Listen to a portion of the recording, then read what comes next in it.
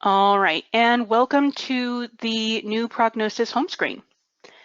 So the first thing we'll do is kind of look at the overall layout. So one of the first things that you'll probably notice is that the color palette has changed. So instead of the darker blues, we went with a lighter color palette. The next thing that you might notice is that the appointments and open encounters tabs have been moved closer towards the top of the screen. The selection of the appointments and open encounters tabs is now shown with a red bar across the top, so that will always indicate which tab that you have selected.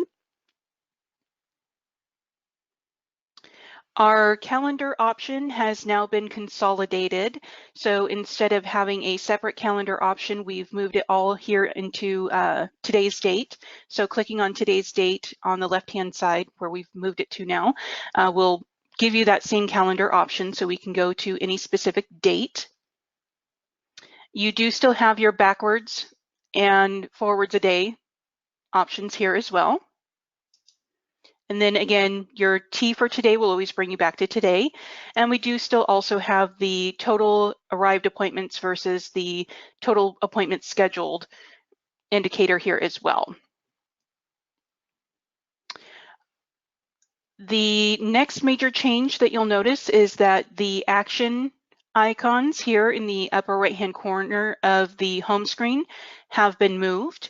They can now be found here underneath the vertical ellipsis icon to the right of the patient's name. You'll notice that the action icons are all the same, and their features and functionality all works exactly the same. We've just moved their placement.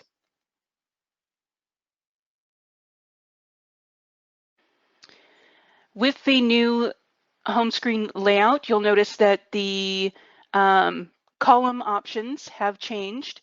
By default, you will have the scheduled time, actual time, patient form, patient name, reason for visit, provider, visit type, visit status, room, and scheduling comments. However, in order to show you the new feature of manage columns, which is shown here to the right of the appointments and open encounters tabs, I have added in some additional columns, and I know this is something that a lot of our clients have requested over the years. So we are definitely happy to provide you with this feature. In order to manage your columns that you view, and keep in mind, please, that this is at a user level. So this is not system level. Each user can have their own individualized home screen. In order to customize your home screen, you're going to click here on Manage Columns. Under Manage Columns, you'll see we have two separate columns here, one for available columns and one for selected columns. In the available columns, these are all of the options that you have to use. So for example, under the appointment information, we have the date, the scheduled time, actual time the patient is checked in, whether or not they've been checked out in time, visit status, visit type, visit code, reason for visit, insurance name, and visit location. Underneath that, we have patient information options. So we have patient number and chart number and gender. And then under provider information, we have provider's name and referring provider. And then under miscellaneous, we have the patient form icon, the process status, our scheduling comments, and our room number. Simply clicking on the individual arrows to the right of the options will add that option over here to our list of selected columns. Likewise, clicking on the arrow from our selected columns will allow us to basically unselect the columns and move them back to our available columns. So to start, I'm actually going to go ahead and put this back to the view that you're used to seeing, and then I just go ahead and click on the apply option. So this is more like what you're used to seeing currently, with just the scheduled time, actual time patient form. You'll notice the patient forms here. The colorization of the forms is, again, completely the same. Green means there's information in there for you to review. Yellow means there's no information. Or sorry, red means there's information in there for you to view. Green means we've reviewed it and accepted it. Again, the patient name, our action icons, our reason for visit, our provider, visit type, visit status, room, and comment. And again, adding or managing columns is as easy as coming here to manage columns and adding in our additional fields. If I do want the visit code, for example, to come up first, I can simply do a drag and drop and add it here to the top of my list. So even the sequence of the columns can be, sorry, excuse me, can be customized as well. Now, it is important to note, however, that the more columns that you have applied, the more likely it is that you'll have to scroll left to right. You'll notice as we add in additional columns, the system will do a little bit of automatic adjustment, but if you do have a smaller screen, then you can also manage the width of the columns yourself as well. So for example, if I want the actual time and schedule time fields to be smaller and maybe my comment field to be larger, I can do that.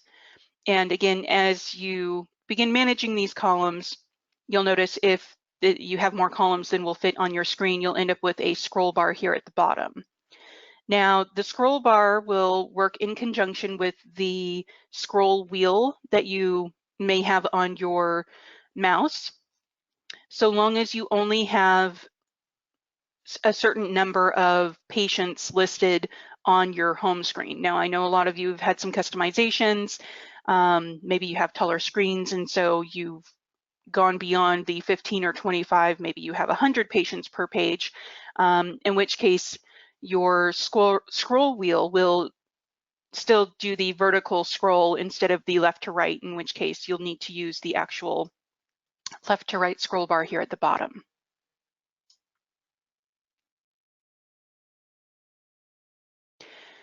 All right, we do also still have our filters. And again, you can set filters based off of individual tabs. So you can have filters and columns actually also based off of the appointments tab and then different for the open encounters tab. So here you can see I have the more classic view under my open encounters tab under manage columns. Under the filter, we still have everything selected, but again, I can come in here and say maybe I only want to view ones for a specific provider.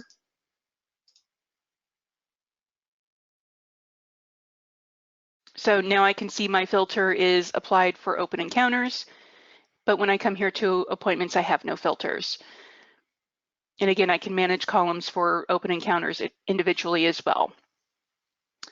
One other thing on the column feature is we've also enabled the ability to sort based off of specific columns. So anywhere you see a column that has an up and down arrow, you can click on that and automatically sort based off of that column. So for example, if I want to sort based off of the scheduled time of the patient, which is typically what the standard sorting is, then we can click here on schedule and it will automatically sort based off of that column.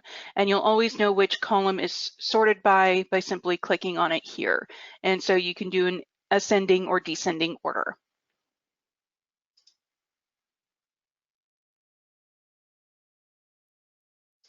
All right, some additional changes that we've made here as far as the layout is previously as a provider, clinical staff member, or MA, you had a box with check boxes in the middle of the top middle of your home screen that would allow you to assign yourself or assign clinical staff members to you.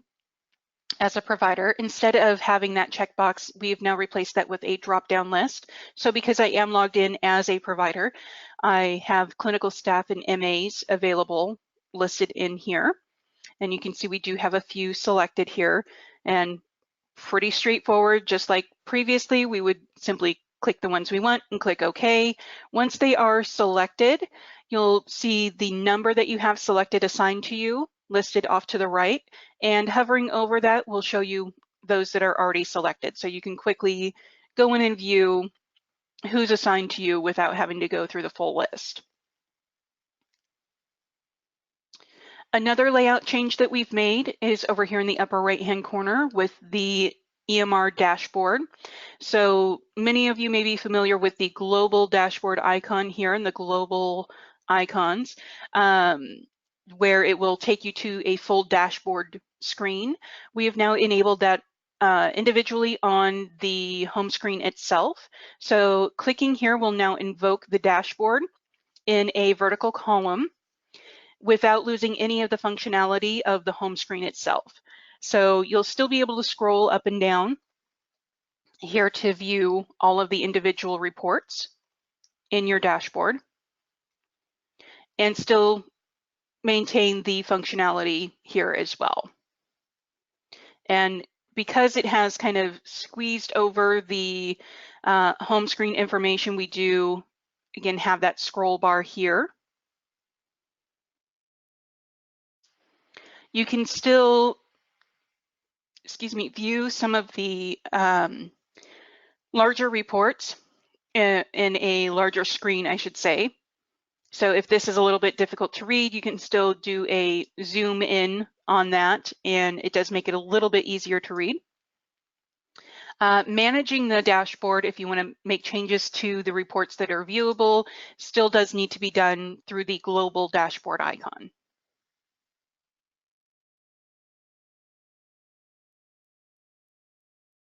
All right, an additional change that we've made, many of you may have already seen this, is we've moved the patient reminder link that had been on the home screen for everyone. It's now underneath the Appointments tab, underneath the Reminders option. Again, you'll still maintain the full functionality. So we have all of our patient reminders just on a different screen. The provider preferences, the My Preferences link has been consolidated. So now you'll solely be able to find it here under the Global Settings tab and My Preferences. So if you have provider level preferences that you need to do, or to set, I should say, you can find them here under Settings, My Preferences. We've also moved the inbox dashboard from the upper left-hand corner of the home screen that you're used to viewing, and we have now made it accessible from any page by adding it here into our list of global icons. It will be indicated with a envelope here. You'll see when you hover over it, it'll say inbox. If you have information available to view, it will show up here with a kind of inverted exclamation point, or a lowercase I suppose. Clicking here will open the top 10 most recent messages in your inbox. By default, it will default to all. So again, just the first 10 at the top of your inbox. However, we do also have the ability to quickly filter based off of notifications, to-do, telephone, alerts, or urgent messages.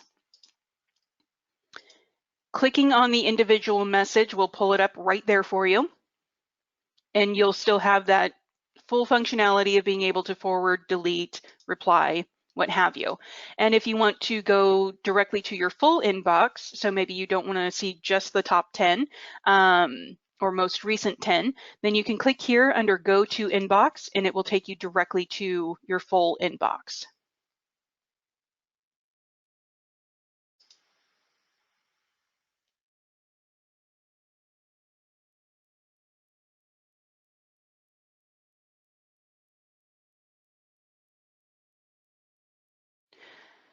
All right, and that about covers it for the EMR side. So it looks like we do have one question that we will get to here in just a few minutes. One thing I also want to draw your attention to as far as changes is the patient's name still functions the exact same as it does currently. It just doesn't show up in blue and underlined as a link, but still clicking on the patient's name will take you into the encounter for that day.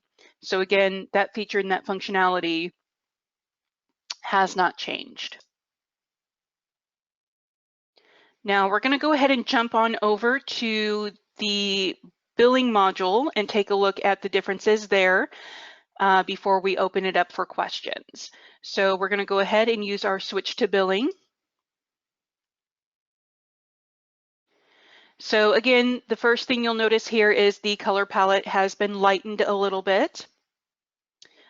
You still have your snapshot options here across the top of the billing home screen. And again, although we did away with the underlines, the links are still available. So clicking on the individual light blue now links will still get you all of your full reports. Just like on the EMR home screen, the appointments and open encounters tabs have been moved further up the page. And again, that red bar across the top indicates the ones that you have selected. We have, again, consolidated that calendar option. You still have your backwards and forwards dates, T for today. And again, the biggest change here is, again, that ability to manage columns. So you'll have a couple of additional options here, such as copay collected, copay collectible, visit ID, which are a little more important on the billing side, as well as the pre-authorization number, case number, and another here, the employer name, which we can see I already have listed here, which is really great for those of you who are billing for occupational medicine. And again, the biggest change, aside from the ability to manage columns, is that we've done away with the global, the home action icons here in the upper right-hand corner, and they can now be found here under the vertical ellipsis.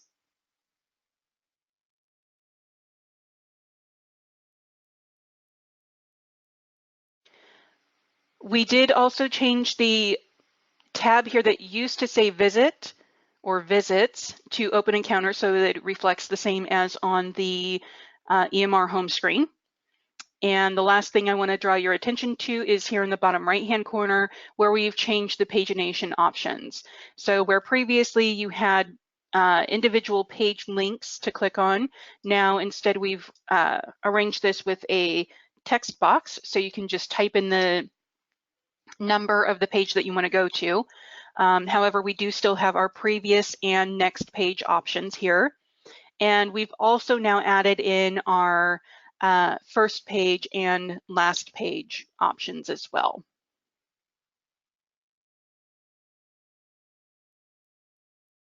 We've also added in the same functionality here on the billing home screen, just with the billing dashboard here. So this will pull up your billing dashboard reports as opposed to your EMR reports.